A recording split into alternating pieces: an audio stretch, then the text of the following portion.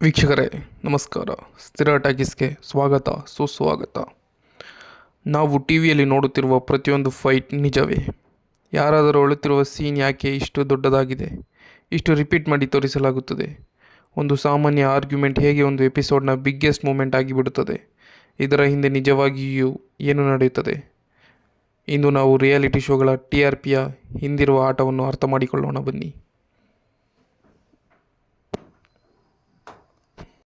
ಮೊದಲಿಗೆ reality show ಎಂದರೇನು?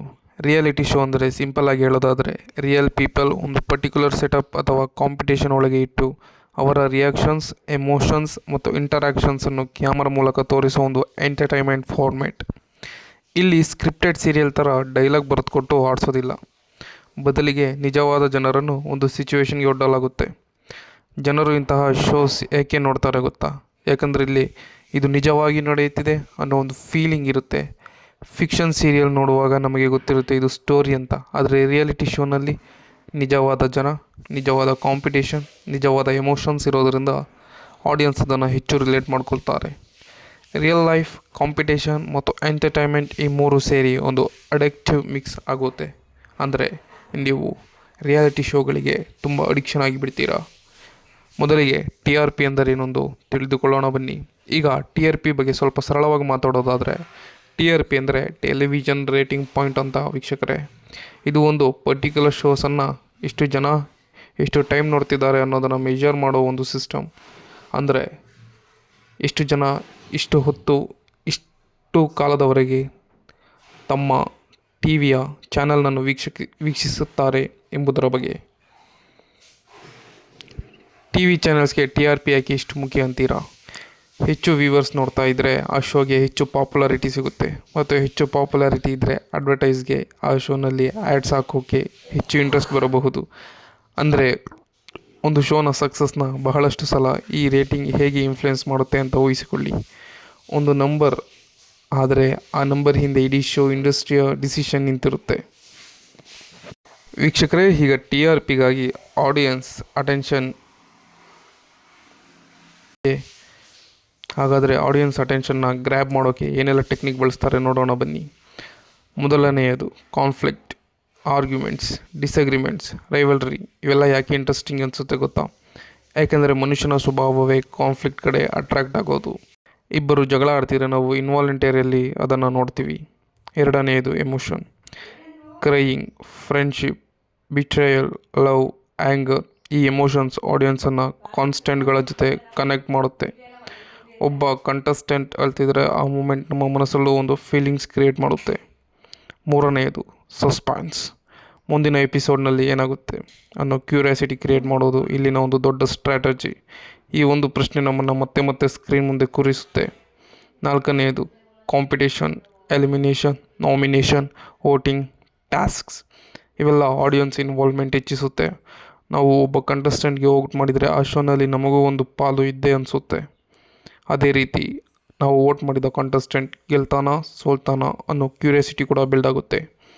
ಐದನೆಯದು editing ಮತ್ತು presentation, camera angles, background music, reactions, episode structures, promo cuts. ಇವೆಲ್ಲ ಒಂದು ಸಿಚುವೇಶನನ್ನು ಹೆಚ್ಚು ಡ್ರಾಮ್ಯಾಟಿಕ್ ಆಗಿ ಫೀಲ್ ಮಾಡಿಸಬಹುದು. ಆದರೆ ಇಲ್ಲಿ ಒಂದು ಮುಖ್ಯ ಪಾಯಿಂಟ್ ಅರ್ಥ ಮಾಡ್ಕೋಬೇಕು. ಎಡಿಟಿಂಗ್ ಎಂದರೆ ಸೀನ್ ಫೇಕ್ ಎಂದು ಅರ್ಥವಲ್ಲ. ಆದರೆ ಪ್ರೆಸೆಂಟೇಷನ್ ಆಡಿಯನ್ಸ್ಗೆ ಆ ಸೀನ್ ಹೇಗೆ ಕಾಣುತ್ತದೆ ಎಂಬುದನ್ನು ಬದಲಾಯಿಸಬಹುದು. ಅಂದರೆ ಯಾವ ಟೈಮ್ನಲ್ಲಿ ಯಾವ ಸೀನನ್ನು ಪ್ಲೇ ಮಾಡಬೇಕು ಅನ್ನೋದು ಎಡಿಟಿಂಗ್ ಅವ್ರಿಗೆ ತುಂಬ ಚೆನ್ನಾಗಿ ಗೊತ್ತಿರುತ್ತೆ ವೀಕ್ಷಕರೇ.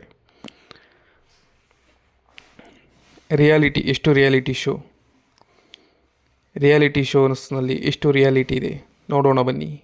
ಈಗ ಬರೋಣ ಈ ವಿಡಿಯೋನ ಅಂತ್ಯದ ಇಂಟ್ರೆಸ್ಟಿಂಗ್ ಭಾಗಕ್ಕೆ. ಈ ವಿಡಿಯೋದ ಕೊನೆಯ ಇಂಟ್ರೆಸ್ಟಿಂಗ್ ಭಾಗಕ್ಕೆ. Reality show.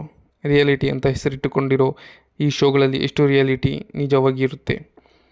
ಮೊದಲನೆಯದಾಗಿ, ರಿಯಾಲಿಟಿ ಶೋಸ್ ಕಂಪ್ಲೀಟ್ಲಿ ಸ್ಕ್ರಿಪ್ಟೆಡ್ ಆಗಿರಬೇಕೆಂದಿಲ್ಲ.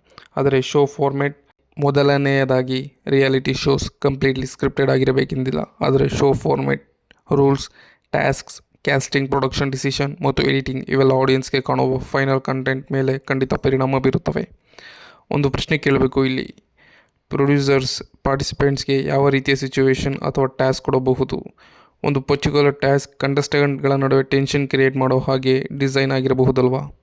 ಇನ್ನೊಂದು ಮುಖ್ಯ ಪಾಯಿಂಟ್, ಒಂದು ದಿನದಲ್ಲಿ ಕಂಟೆಸ್ಟೆಂಟ್ಗಳ ನಡುವೆ ಅನೇಕ ಘಟನೆಗಳು ನಡೆದಿರಬಹುದು, ಆದರೆ ಅದರಲ್ಲಿ ಕೆಲವೇ ಘಟನೆಗಳು ಮಾತ್ರ ಆ ಎಪಿಸೋಡ್ಸ್ಗೆ ಆಯ್ಕೆಯಾಗುತ್ತದೆ.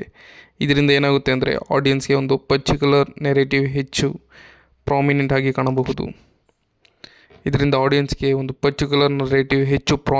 ಕಾಣಬಹುದು. ಇಲ್ಲಿ 3 ಪದಗಳ ವ್ಯತ್ಯಾಸ ಅರ್ಥ ಮಾಡ್ಕೋಬೇಕು. ಸ್ಕ್ರಿಪ್ಟೆಡ್ ಅಂದರೆ ಮೊದಲೇ ಬರೆದಿಟ್ಟ ಡೈಲಾಗ್ ಮತ್ತು ಔಟ್ಕಮ್. ಎಡಿಟೆಡ್ ಅಂದರೆ ನಿಜವಾಗಿ ನಡೆದಿದ್ದನ್ನು ಆಯ್ಕೆ ಮಾಡಿ ಜೋಡಿಸಿ ತೋರಿಸೋದು. ಪ್ರೊಡ್ಯೂಸ್ಡ್ ಅಂದರೆ ಸಿಚುವೇಶನ್ಸ್, ಟಾಸ್ಕ್ ಮತ್ತು ಎನ್ವೈರನ್ಮೆಂಟನ್ನು ಒಂದು ಪರ್ಟಿಕ್ಯುಲರ್ ರೀತಿಯಲ್ಲಿ ಡಿಸೈನ್ ಮಾಡೋದು. ಈ 3 ಬೇರೆ ಬೇರೆ ಮತ್ತು ಫಾರ್ಮೆಟ್ ಮೇಲೆ ಅವಲಂಬಿತವಾಗಿ ಇವುಗಳ ಪ್ರಮಾಣ ಬದಲಾಗುತ್ತೆ. ಸರಿ, ಇಷ್ಟೆಲ್ಲ ಗೊತ್ತಿದ್ರೂ ಜನ ಯಾಕೆ ಡ್ರಾಮಾ ನೋಡ್ತಾರೆ? ಇದು ಒಂದು ಸೈಕಾಲಜಿ ಪ್ರಶ್ನೆ. ಕೊನೆಯದಾಗಿ ಎಲ್ರಿಗೂ ಕಾಡುವಂತಹ ಒಂದೇ ಪ್ರಶ್ನೆ, ಇಷ್ಟೆಲ್ಲ ಗೊತ್ತಿದ್ರೂ ಜನ ಯಾಕೆ ಡ್ರಾಮಾ ನೋಡ್ತಾರೆ? ಇದು ಒಂದು ಸೈಕಾಲಜಿಕ್ ಪ್ರಶ್ನೆ. ಕ್ಯೂರಿಯಾಸಿಟಿ ಒಂದು ದೊಡ್ಡ ಫ್ಯಾಕ್ಟರ್. ಮುಂದೇನಾಗುತ್ತೆ ಅನ್ನೋ ಕುತೂಹಲ ನಮ್ಮನ್ನು ಸ್ಕ್ರೀನ್ ಮುಂದೆ ಕೂರಿಸುತ್ತೆ. ಜೊತೆಗೆ ಎಮೋಷ್ನಲ್ ಅಟ್ಯಾಚ್ಮೆಂಟ್. ಒಬ್ಬ ಕಂಟೆಸ್ಟೆಂಟ್ನ ಜರ್ನಿ ನಾವು ಫಾಲೋ ಮಾಡ್ತಾ ಅವಳ ಜೊತೆಗೆ ನಮಗೆ ಒಂದು ಕನೆಕ್ಷನ್ ಬೆಳೀತಾ ಹೋಗುತ್ತೆ. ಅದರ ಜೊತೆಗೆ ಐಡೆಂಟಿಫಿಕೇಷನ್, ಅಂದರೆ ಅವನ ಸಿಚುವೇಶನ್ ನನಗೂ ರಿಯಾಲಿಟಿ ಆಗುತ್ತೆ ಅನ್ನೋ ಫೀಲಿಂಗ್. ಕಾನ್ಫ್ಲಿಕ್ಟ್ ಕೂಡ ಒಂದು ಸೈಕಲಾಜಿಕಲ್ ಪುಲ್. ಮತ್ತು ಇವತ್ತಿನ ಡಿಜಿಟಲ್ ಕಾಲದಲ್ಲಿ ಫೋಮೋ ಅಂದರೆ ಫಿಯರ್ ಆಫ್ ಮಿಸ್ಸಿಂಗ್ ಔಟ್ ಕೂಡ ದೊಡ್ಡ ರೋಲ್ ಪ್ಲೇ ಮಾಡುತ್ತೆ. ಎಲ್ಲರೂ ಇವತ್ತಿನ ಎಪಿಸೋಡ್ ಬಗ್ಗೆ ಮಾತನಾಡ್ತಿದ್ರೆ ನಾನು ನೋಡಬೇಕು ಅನ್ನೋ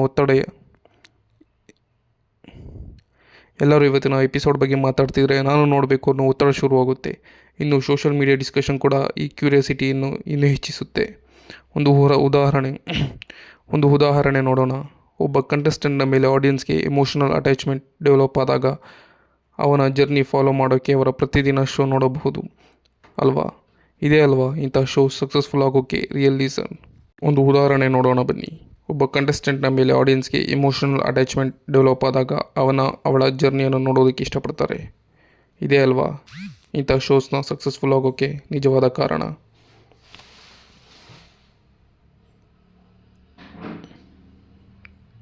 TRPಗಾಗಿ ಎಲ್ಲವೂ ಫೇಕೇನಾ? ಈಗ ಬನ್ನಿ ಒಂದು ಬ್ಯಾಲೆನ್ಸ್ಡ್ ಕನ್ಕ್ಲೂಷನ್ಗೆ ಬರೋಣ. ಎಲ್ಲ ರಿಯಾಲಿಟಿ ಶೋಸ್ ಫೇಕ್ ಅಂತ ಹೇಳೋದು ಎಷ್ಟು ತಪ್ಪು. ಎಲ್ಲವೂ 100% ಸ್ಪಾಂಟೇನಿಯಸ್, ಯಾವ ಪ್ರೊಡಕ್ಷನ್ ಡಿಸಿಷನ್ ಇಲ್ಲ ಅಂತ ಹೇಳೋದು ಅಷ್ಟೇ ತಪ್ಪು.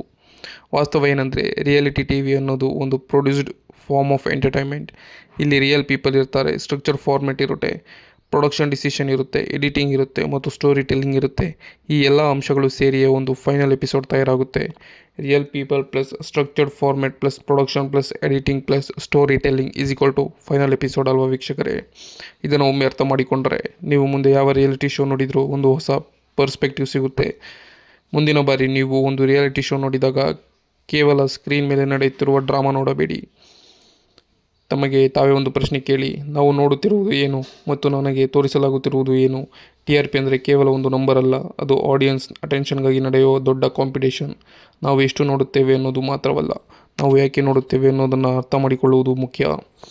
ಈ ವಿಡಿಯೋ ನಿಮಗೆ ಇಂಟ್ರೆಸ್ಟಿಂಗ್ ಅನಿಸಿದರೆ ಲೈಕ್ ಮಾಡಿ, ನಿಮ್ಮ ಒಪಿನಿಯನನ್ನು ಕಮೆಂಟ್ನಲ್ಲಿ ತಿಳಿಸಿ ಮತ್ತು ಇಂತಹ ಇಂಟ್ರೆಸ್ಟಿಂಗ್ ವಿಷಯಗಳಿಗಾಗಿ ನಮ್ಮ ಸ್ಥಿರ ಯೂಟ್ಯೂಬ್ ಚಾನಲನ್ನು ಸಬ್ಸ್ಕ್ರೈಬ್ ಮಾಡಿಕೊಳ್ಳಿ.